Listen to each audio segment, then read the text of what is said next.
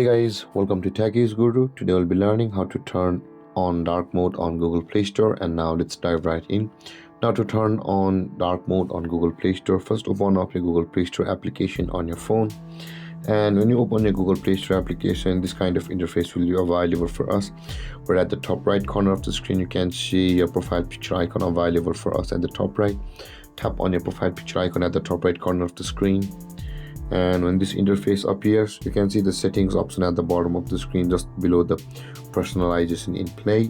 Tap on settings, and again after landing on this interface, tap on the general option at the top of the screen, and this kind of menu will be available for you, where you can see the theme option available for us. Tap on the theme option over here, and currently guys I have the light theme selected. Now in order to turn on the dark mode, tap on the dark button over here, and then tap on the OK button at the bottom right corner of this box like this, and then the dark mode will be enabled on your Google Play Store. And with that being said guys, this is how to turn on dark mode on Google Play Store.